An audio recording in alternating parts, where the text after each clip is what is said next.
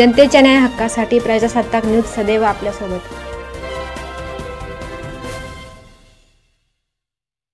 सराफ विद्यालयात जागतिक योग दिन साजरा। संगमनेरमध्ये सराफ विद्यालयात national integrated medical association Nima Sangamner व योगवर्धिनी यांच्या संयुक्त विद्यमाने जागतिक योग दिन साजरा करण्यात आला। दोन्ही अंगठे जुळलेले आसनस्थिती बैठे आसनस्थिती असते, कमरेजवळ असे हात जास्त नाही दाबायचे। हे शवासनामध्ये त्याचं नाव जरी शवासन असलं तरी सुद्धा ते शवासनासारखं शवामध्ये माणसं म्हणजे प्रेत कसं असतं म्हणून त्याला शवासन म्हटलेलं आहे। परंतु खरं हे आसन अतिशय आनंद देणारं म्हणून याला आनंदासन, अतिशय उत्तम अशा प्रकारचं प्रमोदासन, प्रमोद म्हणजे आनंद देणारं प्रमोदासन, असे अनेक नावं आहेत त्याला। परंतु शवासन हे त्याचं नाव प्रचलित नाव आहे। त्याच्यामध्ये ही शरीराला आणि मनाला विश्रांती देणारं अशा प्रकारचं आसन आहे। सगळ्यात महत्त्वाचं म्हणजे हे आसन करत असताना जागृत झोपायचं नाही, हे सगळ्यात महत्त्वाचं। तुम्ही जर झोपलात तर शवासन आपलं झालेलं नाही असं गृहीत धरायला काही हरकत नाही। आपण आता पूर्णपणे आपलं शरीराचे शिथिलीकरण करणार आहोत। दोन्ही पायात अंतर घेतलेलं आहे। तळहात आपले अर्धवट फुटलेले, तळहात आपले अर्धवट फुटलेले, शरीराच्या दोन्ही बाजूला चेहरा डावीकडे झुकलेला। तो पाय सरळ करा, जमिनीला सरळ। डावा पाय नजरपणे पुढे घेऊन खाली बसून घ्या, पाय सरळ करून दोन्ही हात प्रेमाने डाव्या पायाच्या घोट्याजवळ न्यायच्या। तो घोटा नीट करा प्रेमाने। डाव्या पायाची टाच उजव्या पायाच्या मांडीवर ठेवा। हाताने आणायचं त्याला, त्या पायालाही वाटलं पाहिजे आज आपले मालक एवढे आपल्यावर निर्बंध झालेले। पुन्हा हात सरळ, पुन्हा हात डोक्यावर, पुन्हा आता उजव्या पायाला न्यायला जायचंय आपल्याला। तर घोट्याजवळ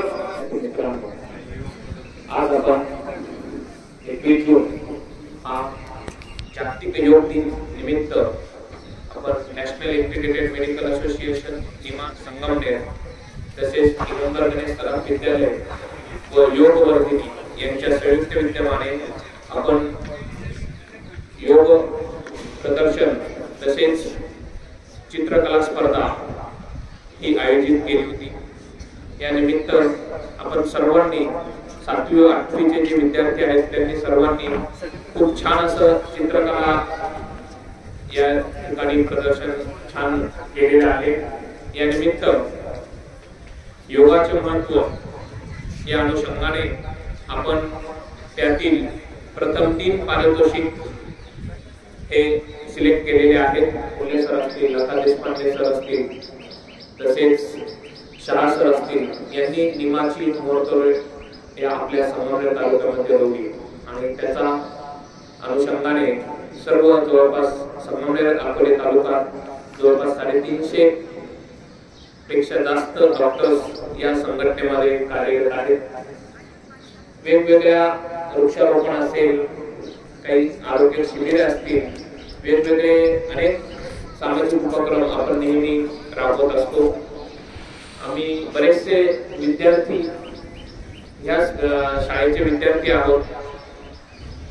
दाभाडे मॅडम असतील, वागचौरे सर असतील, आम्ही 1989 ते 98च्या कार्यकाळामध्ये ताजबाजार येथे दिगंबर गणेश सराफ विद्यालय शाळेत तसे आदर्श विद्या मंदिर येथे आम्ही विद्यार्थी म्हणून खूप छान पद्धतीने आम्हाला या ठिकाणी गुरुजनांचं मार्गदर्शन लाभलं आणि सर्वजण वेगवेगळ्या क्षेत्रामध्ये सध्या कार्यरत आहेत। मल्लिक सर, त्याचबरोबर जाधव सर आणि हे सगळे म्हणजे कुलकर्णी सर, उपप्राचार्य आणि सगळ्यात महत्त्वाचं म्हणजे शिक्षक वृंद जे अगदी सकाळी सकाळी उठून इथे या योगासनाच्या कार्यक्रमाला आला, त्यांना सर्वांना आणि तुम्हा सगळ्यांना प्रथम योग दिनाच्या मी शुभेच्छा देतो। योग दिन योग दिन म्हणजे तरी काय आणि कशासाठी तो सुरू केला याचं कोणाला माहित आहे का? योग दिन हा योग दिन असा आहे की तो उत्तर याच्यातला गोलार्धातला सगळ्यात मोठा दिवस आहे. उत्तर गोलार्धातला सगळ्यात मोठा दिवस आहे म्हणून हा योग दिवस साजरा केला जातो की याच्यामुळे आपलं आयुष्य वाढावं, आपल्या शरीरामध्ये स्टॅबिलिटी यावी, जगामध्ये सगळ्यामध्ये शांती निर्माण व्हावी, याच्यासाठी हे योग दिन हा साजरा केला जातो.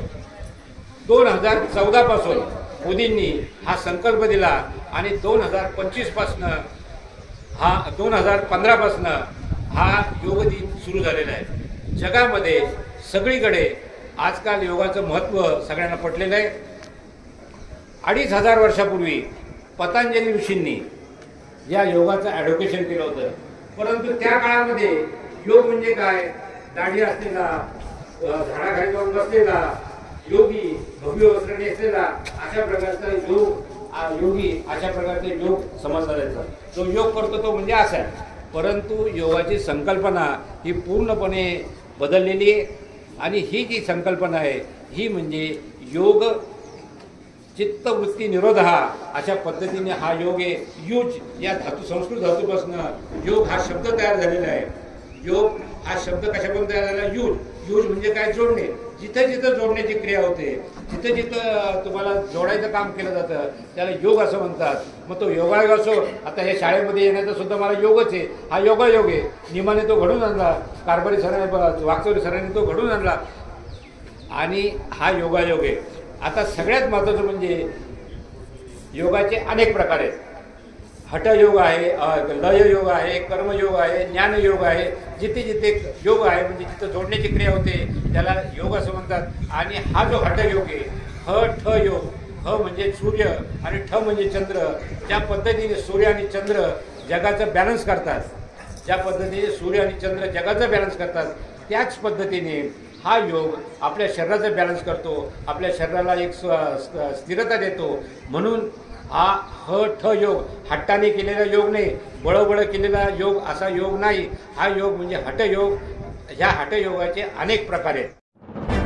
आपल्या परिसरातील ताज्या घडामोडी पाहण्यासाठी आजच प्रजासत्ताक न्यूज 24ला सबस्क्राईब करा आणि 10 अपडेट तसेच लाईक अँड शेअर करायला विसरू नका.